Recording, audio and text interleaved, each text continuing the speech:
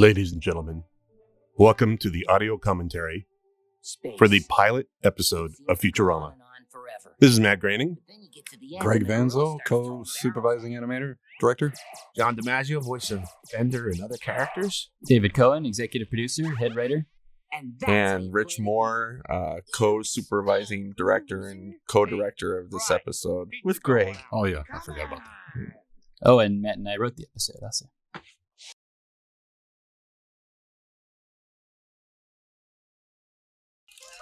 This is a tough thing to get the show off the ground, and pilots in general, I think, probably are pretty tough for everybody. But to do a show where you're setting up a story that takes place 1,000 years in the future, and what we tried to do is we tried to lay in a lot of little secrets in this episode that we would pay off later. Should we tell some of them, or just leave them? Maybe we'll just point them out and let people figure them out for themselves. Just say secret. There's a cool one coming up in just a few minutes. What's great about this, is tip of the hat to Rough Draft, is how good this looks. The first episode is the show's evolved a little bit, but it doesn't look like a different show. Rough Draft is our animation studio, by the way. Right, that's us. That's my parents' home address, 405, different street, but that's where the number came from. Wow! So you Everything is of significance. Millennium. This idea came to me in the shower. I remember thinking about it in the shower one morning. Now, the fact that they're doing the countdown for the New Year's all around the world is a little bit of a stretch, but The idea that they're in different time zones, it kind of secret. later. Okay. That's going to pay off in a few years from now. Matt, I remember an early drawing you did that looked just like this. Your conception for this scene was in your mind early on. And I have that drawing. This is inspired, by the Time Machine. This is great. Is that another secret why that building didn't get destroyed? Sure. Yeah, another secret that you don't know. It's so secret that there's not one person on Earth who knows the answer.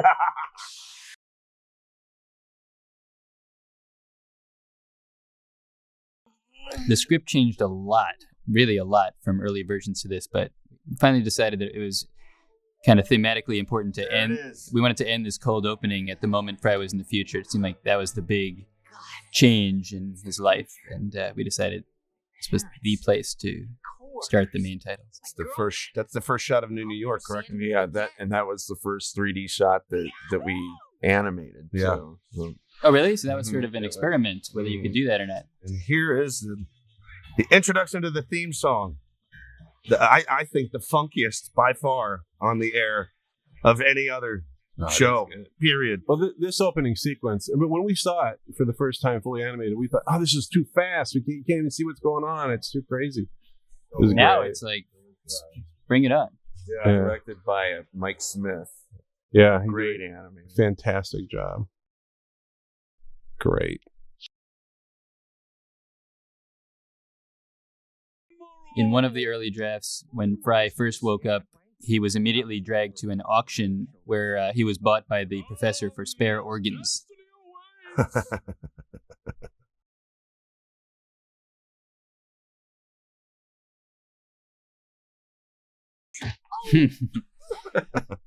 Another kind of goal that Matt and I had early on was we were going to have all this cool technology like they have in Star Trek, Star Wars, but it was going to malfunction like technology always does. So, we're going to show those sliding doors, but they're going to hit you in the head. I think this is the first time we see Leela. Yes. Now, Matt, you had another thing Matt had early on was the idea that he wanted this one-eyed, beautiful character. Where did that come from? No, I just thought it would be really cool to do a sexy babe. A science fiction style heroine, but give her one eye and see if we could still make her comely and attractive. Are there? She is, because I've seen her on the internet. Mm-hmm. And anyway, Oh yes, my friend. So, Rich and Greg, are there difficulties in drawing a one-eyed character? What problems did that cause? Well, at first we thought it was going to be difficult, but now we've gotten used to it. It's pretty easy to do, right, Rich? Yeah, it's So you use the not hair to cheat it a little bit. Yeah, learn cheats like the hair and getting expressions like a frowned brow is difficult, but once we get down the like a expression, sad eye and a frown eye are a little tricky. yeah, hopefully she never gets a front haircut or. There was another long scene here in the pilot, actually, which was even partially animated before we decided to rewrite it, where this complicated device was hooked up to Fry's head when they were studying him, and we saw all these scenes from his past, including his birth and him going off to college at Coney Island. His guidance counselor, that's right. Yeah, there was a lot of stuff. We were very overambitious at the beginning, and we really had probably about 2 hours of material for the pilot, and realized we could not possibly use it all. Was this the highest rated debut in Fox history? Am I mistaken in saying that? I think it was. I I don't know. I can't remember. It did really well, and much of the surprise of Fox, because they were very alarmed by this show, by this episode. Because David and I went in and pitched this thing, and everybody got really excited, and they ordered 13 episodes on the spot. And they said, "Well, let's show us what you got." And all we had was some notes for this script, and they couldn't understand, because we said that we didn't want the future to be dark and drippy like Blade Runner. But we didn't want it to be bland and boring like the Jetsons. And they loved the Jetsons. They said, "Oh, this is the greatest," And they couldn't understand how the future could be fun with, a one-eyed alien woman and a crazy... And the suicide booth. And a suicide booth. They said, "Why are people lined up to kill themselves on New Year's Eve if this is so great?" The decision we came to basically was that if we wanted to be able to do any kind of commentary on life today, then the future had to have good elements and bad elements. It couldn't be a utopia or a total dystopia. Yeah, exactly. Either way, a utopia or a complete dystopia would be boring after a while. Yeah, that line was originally JFK Jr. Airport. That's right. But unfortunately... It actually aired once with that guy saying he wanted to go to JFK Jr. Airport, and then there was the tragedy with JFK Jr. and the plane crash. So we decided that because it both mentioned him and an airport, we should change it. Is our only Simpsons reference, right? What was it? Blinky the Three-Eyed Fish? Oh, that's right.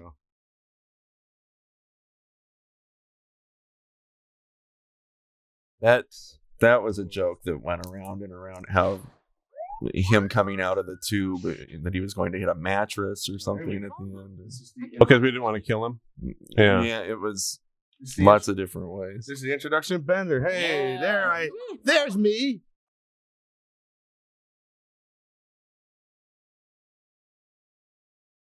That's the first words. But you know what? When I auditioned for the show, I auditioned for the professor as well.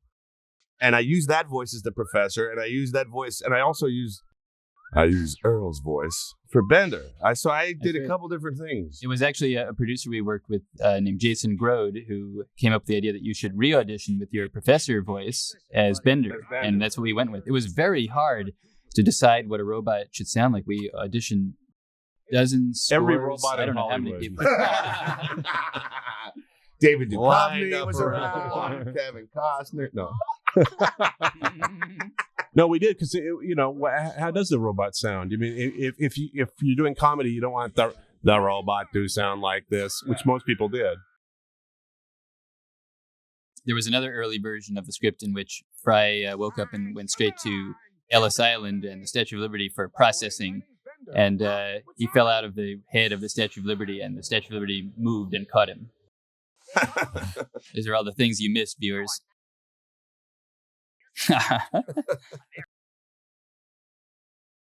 These weapons are great.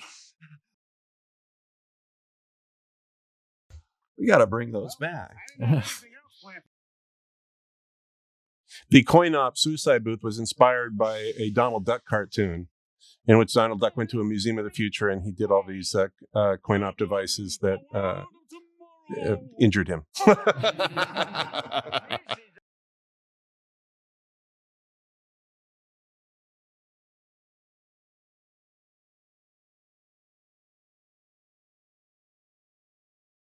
I have to admit we've kind of let the idea of these chips fall by the wayside over the years, and people kind of take the jobs they want, and we dodge this issue. But it's an interesting idea. No, they have chips. They have the chips.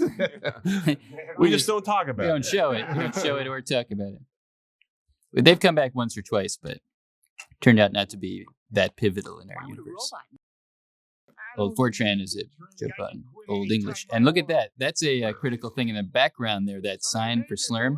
Rosetta Stone. Exactly. And that's a real belch, by the way. What does that say? Drink? It Or says drink. slurm? It's the alien language letters say D-R-I-N-K, drink slurm. Elsewhere in this episode, we showed a banner all in English that said drink slurm. So that was our clue to people how to translate those 5 letters, D-R-I-N-K. Based on that, they translated all of the alien language within a couple hours of this being on the air. We thought it would be more challenging than that, but people were pretty on the ball. So we later introduced a second alien language, which is much harder to translate, and people finally got it, but only after... Did they get it? Yeah, they got it. It took a few months, though. Wow. We may have to do a third one that's computationally difficult to translate.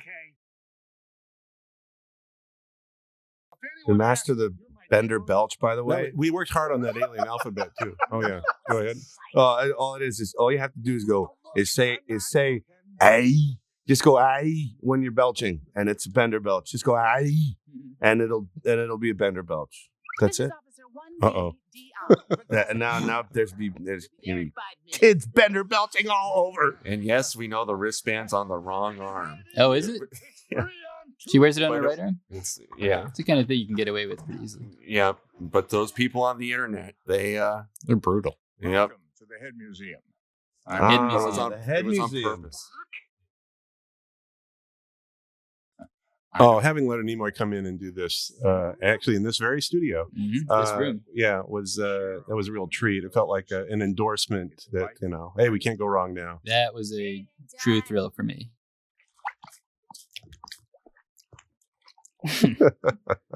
Hot dog on a stick. Costume, Matt, yeah, any specific place that the heads and jars came from? The idea? that's just standard Kind of a science fiction standard. cliche. Yay! There's Matt's Yeah. appearance in the series.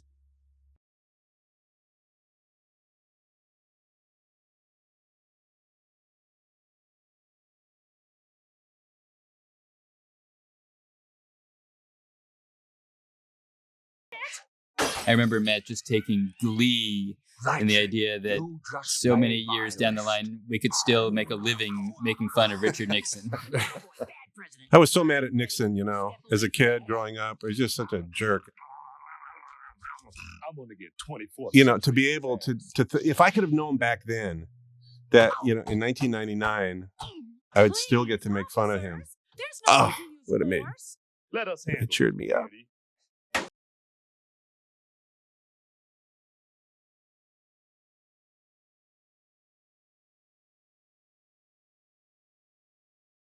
Actually, the nose thing, that was it was hard to get the designers to draw her nose that big because they thought it was hideous. That it was Always wanted that. that cartoon heroines must have little tiny noses. If any at all. How Yeah. did the characters' designs differ from your original sketches, Matt? I know Bender had antennas that were like ears early on. Bender's, except for he had little ear antennas, but that's pretty close. Bender's pretty close. Fry's definitely been cleaned up, but I have this theory about animation design that what makes memorable characters are characters that you kind of identify in silhouette. You look at the characters on The Simpsons and in my comic strip Life in Hell. If you put them in silhouette, they're still very easily identifiable. And I tried to do the same thing on Futurama as well. Come on. So that's why Fry has those two fork things in his hair, and Bender has a little antenna, and Leela has her ponytail.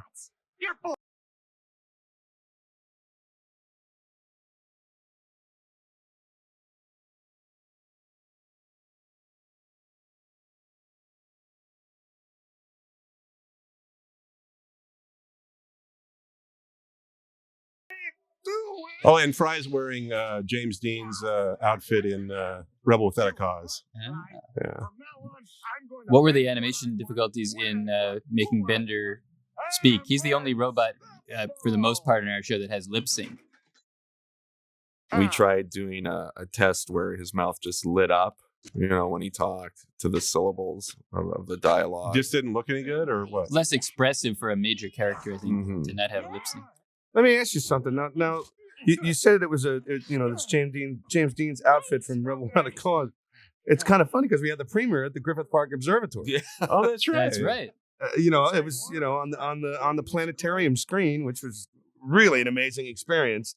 But it was our little tribute to Laser Zeppelin or something like that, I guess. But that's kind of interesting that you say that little Yeah. thing. And then that night I visited Sal Minio's grave. Back up above there was some alien graffiti. That was our test to see if they had translated the language. It said Venusians go home. And sure enough, they were able to translate it in one airing. Wow. Old New York. Back a lot of memories. Keep them to yourself, Pops. You see this drawing here of Bender's angry eyes? One of our producers, Claudia de la Roca, and I used to just laugh. We were just laughing uproariously when we watched this animation when it first came in. There's something so funny about him for no reason so having mad. that evil. Who you cared about is gone. Wait, there's someone you know. Oh, I always loved leave that me shot. alone. I'm miserable enough already.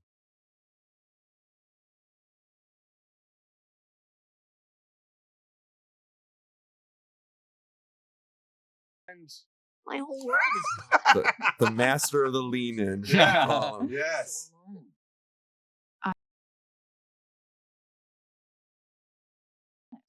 Reveal. A lot of storyboard artists will ask on a Bender line when they're boarding a show, like, is this line, should this be a lean-in joke? It's like, no, just a regular joke. You obviously do. So I give up.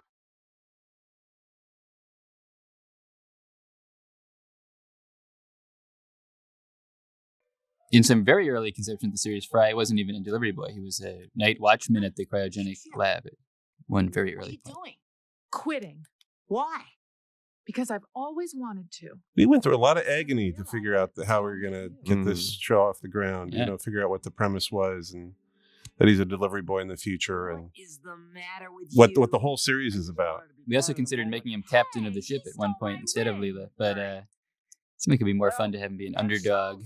Wasn't he in an early version a soldier or something, that like an army man? That I remember drawings that you had of You're him. thinking of G.I. Joe.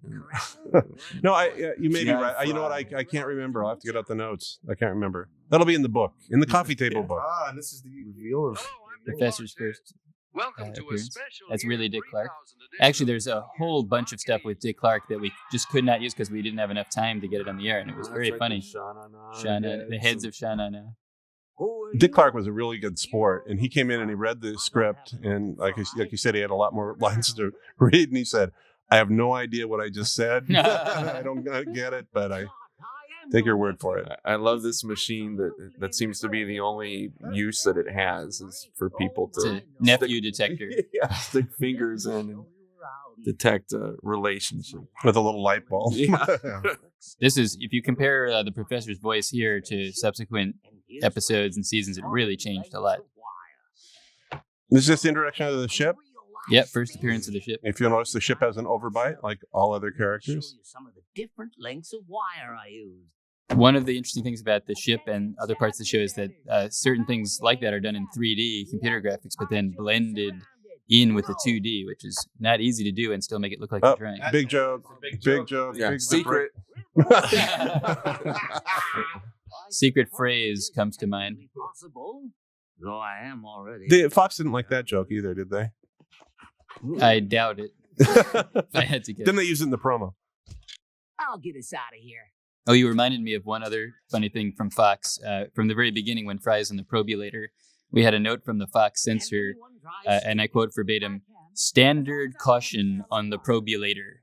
I mean, we never figured out what that meant, and apparently, though, they'd seen the probulator in many other episodes of other series, and they had some standard comment about it. ass full of laser. Prepare for liftoff. 10. But by the way, Earl is me in the morning. For any ladies who have the DVD that are watching. You notice there's a little inside joke there that in the future, the French language is gone and they just speak English in France.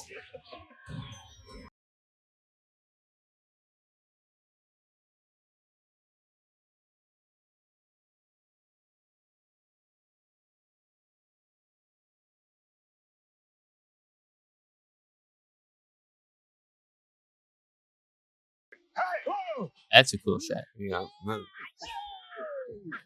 that whole sequence, I think, came out really good. I remember seeing it and hoping, God, I hope we can do this on a weekly basis. Is that a speaker right there on the floor? Yes. Without a cover Without a- on it? Yeah, without a grill. That's But that's not important. The important thing is That was a little improv by Billy West there. We left in. Oh, really? That poor Sons of always Line. wanted. Thanks for the offer, Professor, but we don't have the proper career chips. Oh, that won't be a problem. Katie Seagal. Haven't I saved the chips from my Just felt like saying it. I love that That's labeling. great. This is awesome.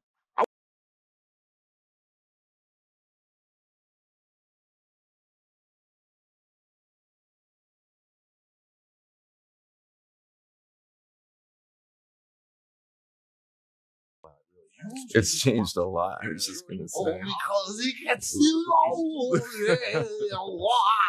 gonna be a delivery By the way, boy. Billy West and I do dueling professors. We do David Bowie. Right. I'm a The delivery professor boy. sings. The professor sings David Bowie. All ground control to Major Tom. So, Matt, what do you think now, looking back at the pilot? How does it hold up? We did a good job. I mean, everybody did. It's great voices, great writing, and great music. And Kristen did a great and great animation. Incredible animation. The Unlike anything. thing which has changed. I just got to talk to you about Curiosity Company, the production company for this thing. I use a film of my father's called The Study in Wet, which he made in 1964, using that little bloop, bloop, bloop, bloop, or as water drop sounds. And it's a tribute to my dad. That's a reflection of a surfboard. Oh. Oh, wow. Secret. That's a Excellent. secret. Who came up with the 30th Century Fox? We suggested it, and Fox initially didn't want to do it because it cost a lot to make that. Fox didn't want to Logo. do it at all, so David and I paid for that logo out of our own pocket. And and then Later, they decided they liked it it. kind of embarrassed them that we did that, so they paid us back. But originally, we believed in this show so much that we Paid the $50. I think the pilot holds up quite well. I'm happy to say I hadn't seen it for a while, and it does hold up pretty well, I think.